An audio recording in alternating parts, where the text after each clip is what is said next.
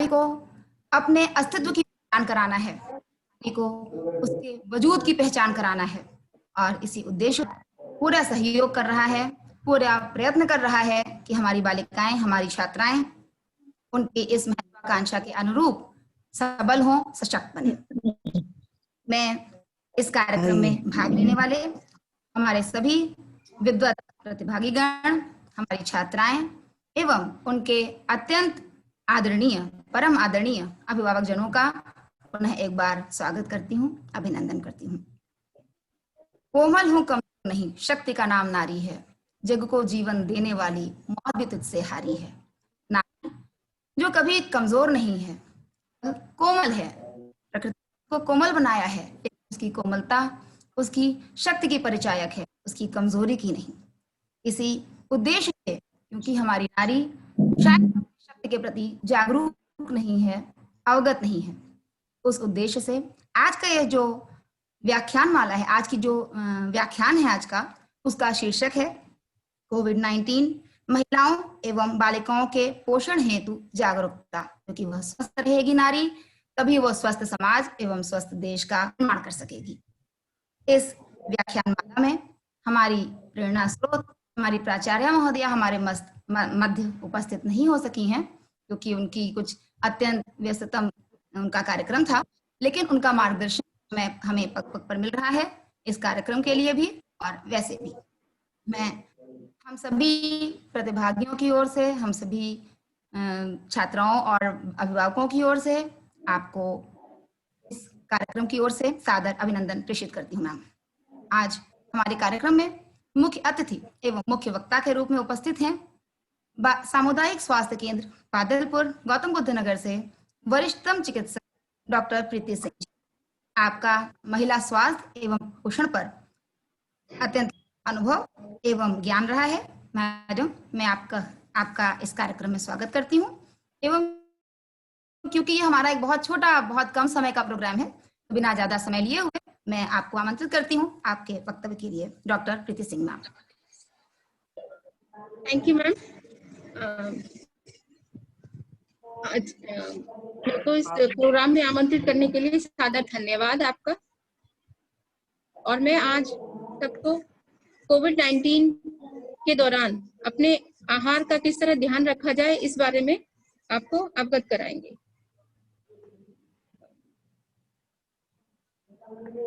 क्यों शिल्पी शायद ऑन नहीं है मैडम की?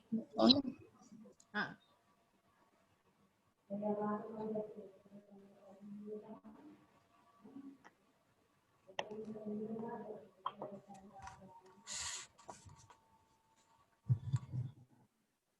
मैं डॉक्टर प्रीति सिंह, CHC बादलपुर से। Today I will talk about health and nutrition during COVID-19 pandemic. To stay healthy and fit, eating a healthy diet is very important during the COVID-19 pandemic.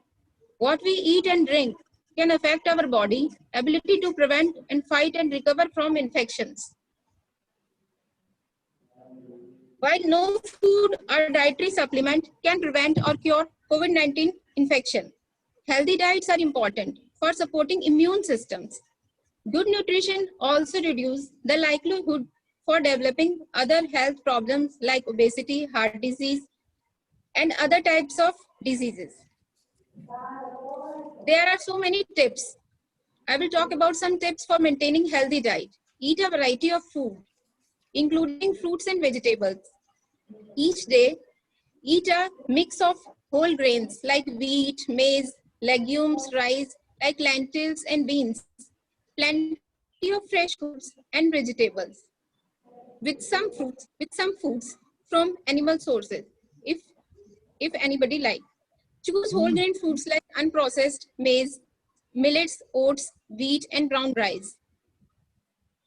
They are rich in valuable fibers and can help you to feel full for longer. Cut back on salt. Limit the salt intake to 5 grams, equivalent to a teaspoon a day. When cooking or preparing food, use salt less. Reduce the use of salty sauces like soya sauce or stock sauce. Remove the salt shaker from the table.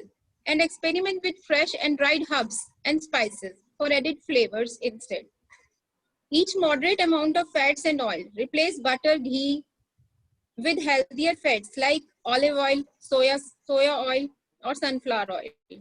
While cooking, use use select use a select low fat or reduced fat version of milk and dairy products. Avoid processed, baked, and fried foods that contain industrially produced trans fats. Try boiling instead of frying foods when cooking. Limit sugar intake. Limit use of sweets and sugary drinks like as fizzy drinks, fruit juices, and juice drinks, liquid and powder concentrates, flavored water and energy and sports drinks, ready to drink tea and coffee and flavored milk drinks. Choose fresh foods instead of sweet snacks such as cookies, cakes, chocolate. When other dessert options are chosen, ensure that they are low in sugar and consume small portions. Avoid giving sugary foods to children. Salt and sugar should not be added to complementary food given to children under 2 years of age and should be limited beyond that age also. Stay hydrated. Drink plenty of water. Good hydration is crucial for optimal health whenever available and safe for consumption. Tap water is the healthiest and cheapest drink. Drinking water instead of sugar-sweetened beverages is a simple way to limit your intake of sugar and excess calories. Avoid hazardous and harmful alcohol use. There are some tips for food safety during COVID-19 pandemic. However, it is always important to practice good hygiene when handling food to prevent any foodborne illness. There are 5 key tips for safer food. Keep clean. Wash hands thoroughly with soap and water for 1 minute at least. Separate raw and cooked food. Cook thoroughly. Food should be cooked thoroughly. Keep food at safe temperatures. Use safe water and raw materials. So these are some tips for the healthier diet to stay healthy and fit during COVID-19 pandemic. Thank you. Thank you so much. धन्यवाद ma'am. आपने अपने वक्तव्य से हमारी छात्राओं को, हमारे छात्राओं के घर में जो उनकी माताएं हैं, बहनें हैं, उन सभी को एक रास्ता प्रदान किया कि किस तरह से घर की छोटी छोटी चीजों को हम लेकर के, ऐसा कोई आवश्यक नहीं है कि हमें रोज बहुत महंगे महंगे खाने की चीजें मिलें, बहुत ऐसी चीजें मिलें जो हम सबको अवेलेबल ना हो, तो भी हम अपने स्वास्थ्य का ध्यान रख सकते हैं कुछ छोटी छोटी चीजों पर ध्यान रख करके। तो उसके लिए आपका हृदय से आभार मैम।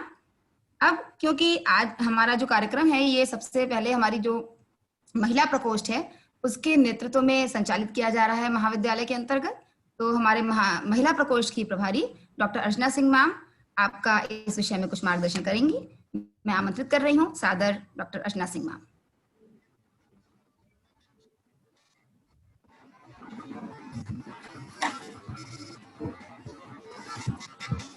मैम प्लीज अनम्यूट कर लीजिए।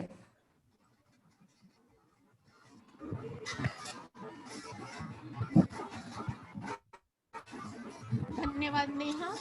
हालांकि हमारी जो मुख्य वक्ता थी डॉक्टर प्रीति जी, उन्होंने बहुत ही विस्तार से हमें बताया कि किस तरह के खान पान के द्वारा कोविड के दौरान किस तरह के खान पान के द्वारा हम अपने स्वास्थ्य को जो है हमें अपने को स्वस्थ रख सकते हैं, और बहुत ही सामान्य जो है मतलब जो घर में हमें उपलब्ध है जो सामान या घर में जो हमें जो है खाद्य पदार्थ है उसके द्वारा ही हम अपने को स्वस्थ रख सकते हैं।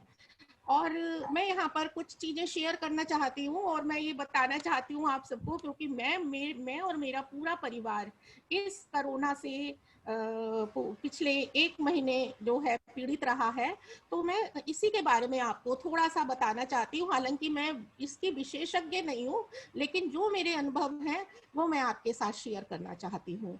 तो सबको पता है कि ये जो कोरोना महामारी है वैश्विक महामारी है और ये पूरे विश्व में फैली हुई है, और जो है इसके बारे में जो ये ऐसा नहीं है, ये अलग अलग व्यक्तियों को अलग अलग तरह से प्रभावित करता है कि जैसे जो है किसी को मध्यम लक्षण आते हैं, किसी को बहुत ज्यादा तेज लक्षण आते हैं, लेकिन इसके जो आम लक्षण हैं वो है बुखार, सूखी खांसी और थकान।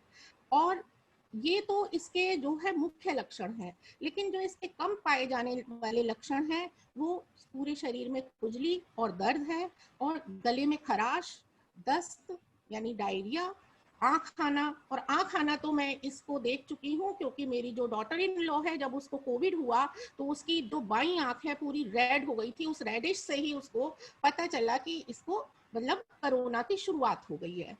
सिर दर्द, और सबसे बड़ा इसका जो है एक लक्षण है स्वाद और गंध ना आना। किसी चीज की खुशबू नहीं आती है, किसी चीज में टेस्ट नहीं आता है। जब तक आप कोरोना से पीड़ित हैं तो आप टेस्ट नहीं ले सकते किसी चीज पे। और एक और इसका एक जो है लक्षण है कि पूरी स्किन के ऊपर चकत्ते पड़ जाते हैं, धब्बे पड़ जाते हैं, और हाथ और पैर की उंगलियों का जो है रंग बदल जाता है। तो ये तो जो है ऐसे जो है व्यक्तियों के लिए ये बहुत गंभीर लक्षण नहीं है। लेकिन जैसे जिनको डायबिटीज है, या जो है किडनी की प्रॉब्लम है, या हार्ट डिजीज है, उनको जो है प्रॉब्लम जो होती है, उन्हें जो होती है सांस लेने में दिक्कत, फेफड़ों के ऊपर उनके जो है इसका असर आ जाता है। वो किस कारण? फेफड़ों के असर होने के कारण उनके सीने में दर्द और बोलने और चलने में असमर्थ यानी कमजोरी आ जाती है। तो ऐसे लक्षण यदि आपको दिखाई दें, सामान्य लक्षण में तो आप घर पर ही क्वारंटीन होकर, आइसोलेट होकर इसको का इलाज कर सकते हैं या इससे बचाव कर सकते हैं, जो कि 12 से 14 दिन में आप स्वस्थ हो सकते हैं। लेकिन यदि ऐसे गंभीर लक्षण, सांस फूलने की बीमारी, सांस फूलना, या जो है आपको चलने फिरने में प्रॉब्लम आ रही है, या आपका बुखार नहीं जो है खत्म हो रहा, तो इसके लिए आप तुरंत ही डॉक्टर से सलाह लें। और जो है जिन्हें यदि थोड़े ही लक्षण हैं वो घर पर ही लेकर अपना इलाज कर सकते हैं। इसके अलावा जो है इस वायरस को, ऐसा नहीं है कि एकदम से आपको ये वायरस लगा है और आप एकदम से ही जो जाके इससे जो है ग्रस्त हो गए हैं, ऐसा नहीं होता है। इसके जो लक्षण हैं वो 2-4 दिन बाद आपको दिखाई देते हैं। इसके अलावा जो मेरा अनुभव रहा, क्योंकि मैं कोरोना से पीड़ित हो गई थी, हॉस्पिटल में रही हूँ, और 7 दिन मुझे कोविड वार्ड में रहना पड़ा, और वो मेरे लिए बहुत ही कष्टदायी अनुभव, बहुत ही जो है दर्दनाक अनुभव से उस समय मैं जुड़ी हूँ कि मैं ना अपने घर वालों से बात कर सकती हूँ, ना मैं किसी से मिल सकती हूँ। तो इस समय जो मरीज होता है वो मानसिक अवसाद की स्थिति में आ जाता है। तो उसके लिए जो है कई दिन तक ऐसा रहता है कि वो मतलब मैं खुद भी जो है मतलब ऐसा लगता था कितना रो लूं, या कितना जो है मतलब परेशान हो जाती थी कि ना किसी से बोल सकते हैं, ना किसी से जो है मिल सकते हैं। तो उस अवसाद से कोविड-19 से पीड़ित व्यक्ति यदि जो है क्वारंटीन रहता है या हॉस्पिटल में अकेला रहता है, तो वो मानसिक जो है अवसाद से ग्रस्त हो जाता है। तो उससे जो है अवसाद से हटने के लिए मैं कुछ जो है टिप्स आप लोगों को बताना चाहती हूँ।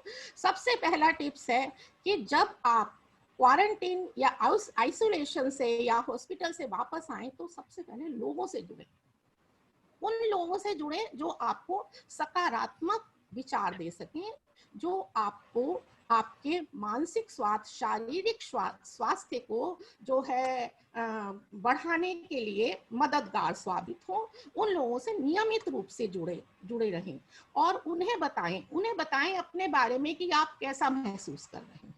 दूसरा है खुद पर दया करें। सबसे पहली बात है अपने ऊपर दया करें। कैसे करें?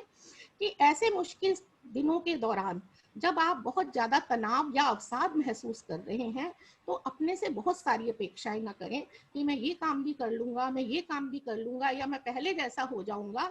तो इस तरह की जो है नहीं करें, क्योंकि आप उस समय पहले की तुलना में उतने स्वस्थ नहीं होते जो कि आप इस बीमारी से पहले होते हैं। बहुत कमजोरी आ जाती है इस बीमारी के बाद। और दूसरी बात, ऐसे समाचार, ऐसी न्यूज, ऐसी बातें न सुने जिससे कि आपको बेचैनी या तनाव होता है। और जो है, क्योंकि न्यूज चैनल्स पे हर समय हम देखते हैं कोविड-19 की बात होती है तो कई बार हमें टेंशन हो जाती है कि जो है इतनी संख्या बढ़ रही है, कैसे होगा आगे, हम कैसे बचेंगे। तो इस तरह की न्यूज सुनने से जो है बच लें। और दूसरी बात, दूसरों की भी मदद करें, दूसरों की भी मददगार साबित हो। यदि आप समाज में जिन लोगों को मदद की जरूरत है तो उन लोगों की मदद करें। तीसरी बात, जरूरत पड़ने पर सहायता। यदि आपको सहायता की जरूरत है, ऐसा लगता है कि आप यदि इस अवसाद से नहीं निकल पा रहे, तो आप किसी मनोचिकित्सक की मदद ले। ऐसी मदद लेने में बिल्कुल मत हिचकिचाएं। अपने आसपास जो स्वास्थ्य सेवाएं हैं, इन लोगों से जुड़कर आप जो है इस काम की शुरुआत कर सकते हैं।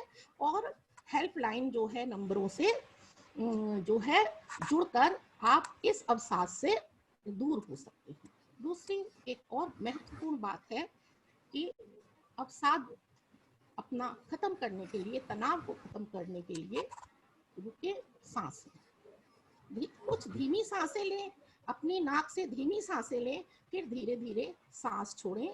धीमी गति से सांस लेना तनाव को कम करने के सबसे बेहतर तरीकों में से एक है, क्योंकि वह आपके शरीर को आराम करने के लिए आपके माइंड को सीधे जो है संदेश देता है कि अब आपको जो है आराम की जरूरत है। तो धीमी सांसें, या योग भी आप जो है कर सकते हैं। योग जो प्राणायाम है, प्राणायाम के माध्यम से भी आप अपने तनाव को जो है दूर कर सकते हैं। और सबसे लास्ट जो बात मैं कहना चाहती हूँ कि जो आपकी दिनचर्या है उसे स्वस्थ दिनचर्या बनाए रखें।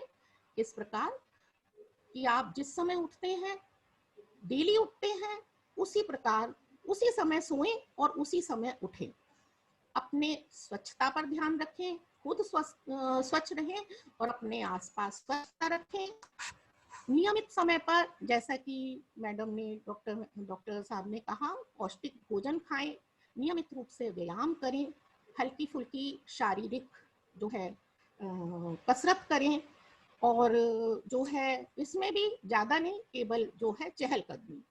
और अपना काम करने और आराम करने का समय तय करें कि हमें इस समय काम करना है और इस समय आराम करना है। तीसरी बात, ऐसे कामों के लिए भी समय निकालें जिससे आपका मनोरंजन होता है, या वो काम जिनको करके आपको खुशी होती है, जैसे किताबें पढ़ना जो है, या कुछ लोगों को कंप्यूटर पे गेम खेलना पसंद है, कुछ लोगों को जो है कोई और गेम, ताश है, बैडमिंटन है, बैडमिंटन तो नहीं खेल पाएंगे या कोई शारीरिक श्रम नहीं कर पाते, तो जो है ऐसे भी काम कर सकते हैं। और सबसे बड़ी बात, यदि आप कंप्यूटर पे काम कर रहे हैं तो लगातार काम ना करें, थोड़ा बीच में ब्रेक लेके काम करें। और एक काम बिल्कुल ना करें कि यदि आपको डर है, बेचैनी है, बोरियत है, तो नशीली दवाइयों का सेवन बिल्कुल नहीं करें। ये बहुत ही ज्यादा खतरनाक है कि यदि आप साथ साथ दवा ले रहे हैं, साथ साथ जो है आपकी मेडिसिन चल रही है, इसके साथ ये जो है आप कोई नशीली दवाई। अभी कोरोना का संकट चारों तरफ पसरा हुआ है, भले ही सरकार ने जागरूकता की है, प्रयत्न किया है, योजनाएं चलाई हैं, लेकिन हमें अभी इस कोरोना से की जो बहुत भयंकर व्याधि है, इसके लिए मुक्ति के लिए हमें बहुत लंबा संघर्ष करना पड़ेगा। और जो ये संकट हमारे सामने है, इसका समाधान हमें ही खोजना पड़ेगा। और समाधान बहुत जो है आसान है, सबको पता है, सोशल डिस्टेंसिंग और स्वच्छता, ठीक है। और ये भी है कि देश में अब बिल्कुल लॉकडाउन खुल गया है। लॉकडाउन जो है मतलब सरकार ने काफ़ी चीज़ें खोल दी, यहाँ तक कि अब तो जो है थिएटर भी खुल गए हैं।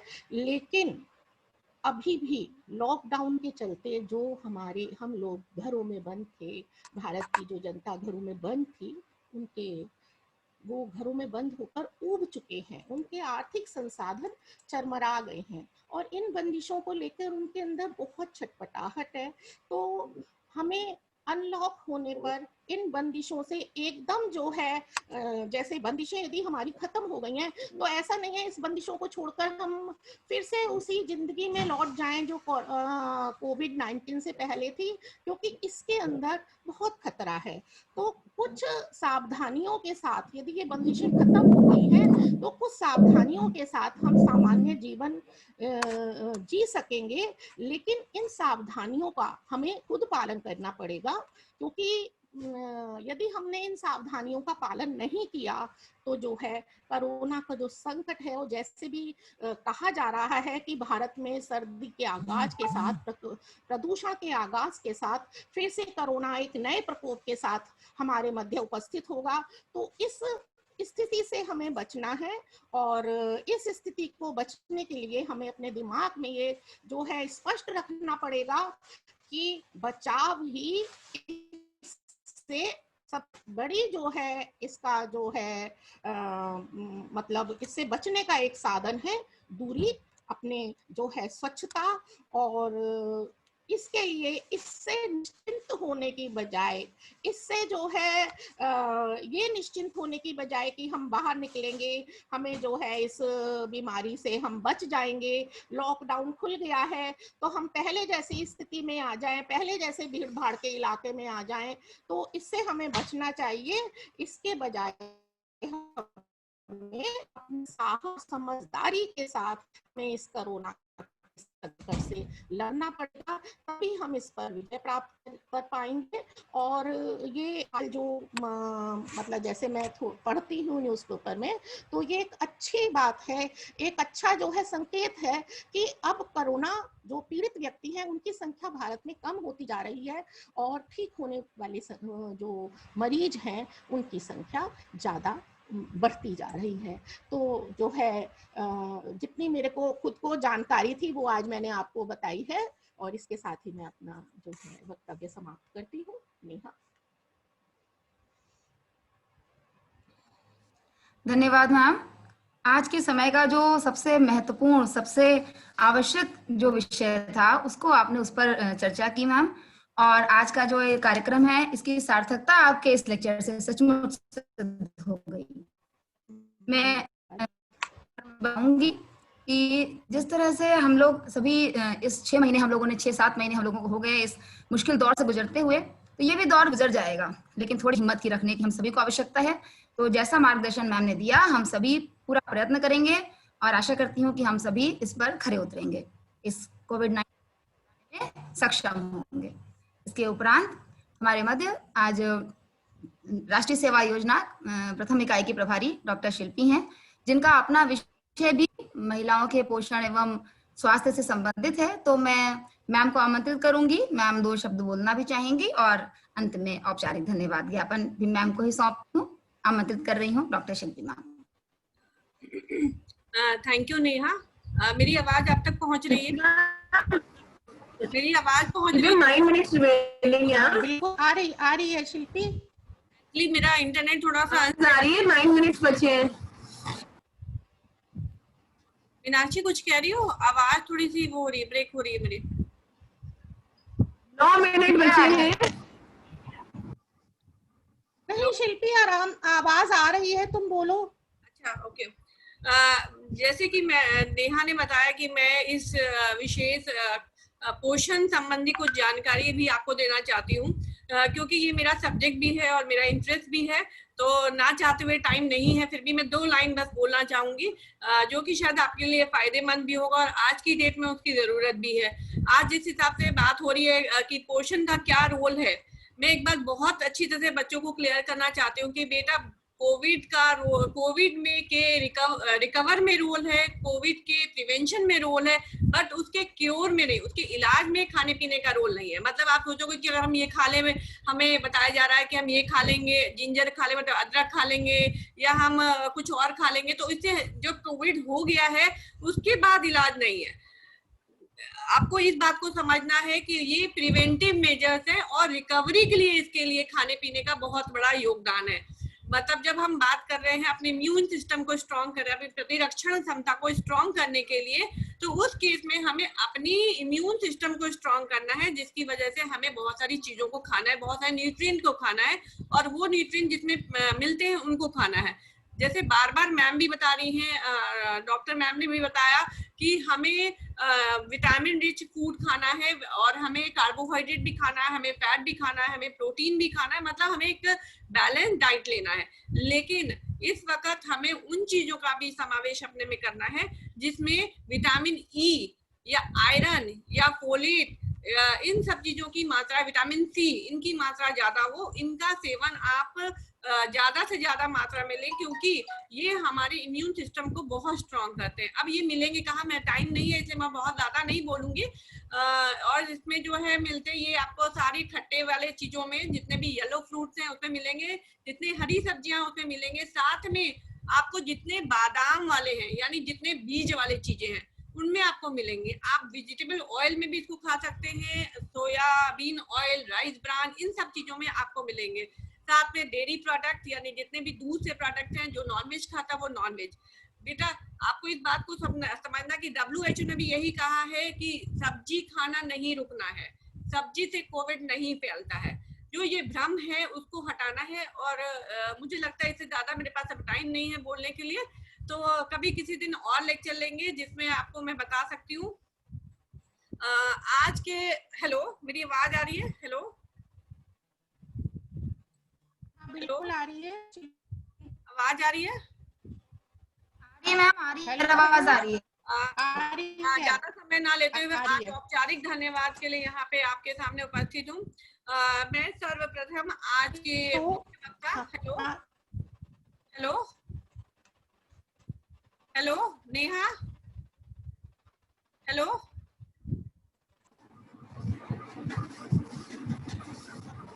हेलो शिल्पी, वो डिस्कनेक्ट हो गया, मेरा इंटरनेट बहुत अनस्टेबल हो रखा है। नहीं आपकी आवाज शिल्पी आ रही है, आप बोलो। मैं कहना ये चाहती हूँ कि मैं यहाँ औपचारिक धन्यवाद के सबसे पहले मैं मुख्य वक्ता डॉक्टर प्रीति सिंह का धन्यवाद देना चाहूंगी, जिन्होंने अपना समय निकाल करके, अभी वो हॉस्पिटल में है फिर भी ये समय निकाल के हमें महत्वपूर्ण जानकारी प्रदान की। और आज की पैंडेमिक समय में ये हमारे लिए बहुत प्रिवेंटिव मेजर है। जो भी उन्होंने पॉइंट्स बताए कि बी हाइड्रेटेड, पानी पीते रहो, अपने इम्यून सिस्टम को स्ट्रांग रखो, इन सबको आज की डेट में हमें अमल करने की जरूरत है, क्योंकि कोविड से बचने का यही एक सही कारगर उपाय है। जैसा कि अर्चना मैम ने भी बताया कि हमें अपना इम्यून सिस्टम करना पड़ेगा। तो मैं उनको तहे दिल से धन्यवाद देना चाहूंगी। मैं हमारी संरक्षिका डॉक्टर दिव्यानाथ मैम को भी धन्यवाद देना चाहूंगी कि जिनका मार्गदर्शन, निर्देशन हमें समय समय पे मिलता रहता है। और ये सफलता को, कार्यक्रम की सफलता की सबसे महत्वपूर्ण कुंजी है कि हमें उनकी प्रेरणादायक वक्तव्य हमेशा हमें मिलता रहता है। मैं आज की प्रभारी, मिशन शक्ति की प्रभारी डॉक्टर अर्चना सिंह को भी धन्यवाद देना चाहूंगी, जिन्होंने हर समय हर पल हम लोग को एक महत्वपूर्ण और सही गाइडेंस दी, और जिससे हम आज अपने प्रोग्राम के इस मुकाम तक पहुंच पाए हैं। मैं राष्ट्रीय सेवा योजना, NCC, NSS एवं रेंजर्स, महिला प्रकोष्ठ रेंजर्स, इन सबके प्रभारी एवं सदस्यों को भी धन्यवाद देना चाहूंगी, जिन्होंने हर समय मेरी सहायता, इस प्रोग्राम को सफल बनाने में अपना योगदान दिया। मैं तकनीकी जो भी प्रॉब्लम आती है उसके लिए डॉक्टर मीनाक्षी लोहानी को भी धन्यवाद देना चाहूंगी, जिन्होंने अपना बहुमूल्य समय निकाल करके सारी तकनीकी चीजों को, सारी तकनीकी रिक्वायरमेंट को पूरा किया। मैं आज उपस्थित सारे प्राध्यापक गण को भी धन्यवाद देना चाहूंगी, जिन्होंने इस कार्यक्रम को सफल बनाने में अपना योगदान दिया। साथ ही मैं उपस्थित सभी छात्रा, अभिभावक एवं हेलो, मेरी आवाज आ रही है मैम? हेलो, आवाज आपकी, उनको भी धन्यवाद देना चाहूंगी। आपकी आवाज मैम मुझे ना आवाज नहीं आ रही आप लोग की। हेलो, आपकी आवाज बड़ा कनेक्ट हो गया, मेरा कनेक्शन थी आवाज। हाँ, आपकी आवाज आ रही है? अच्छा आ रही है। तो मैं यहाँ उपस्थित समाज छात्राओं, उनके पेरेंट्स को भी धन्यवाद देना चाहूंगी, जिन्होंने अपनी गरिमा वही उपस्थिति से इस कार्यक्रम को सफल बनाने में अपना योगदान दिया। धन्यवाद। नेहा, धन्यवाद मैम, धन्यवाद। एक बार पुनः आप सभी का हृदय से आभार। अनुमति चाहूंगी कार्यक्रम को समाप्त करने की, और डॉक्टर मीनाक्षी से अनुरोध है इसको समाप्त करने की कृपा करें।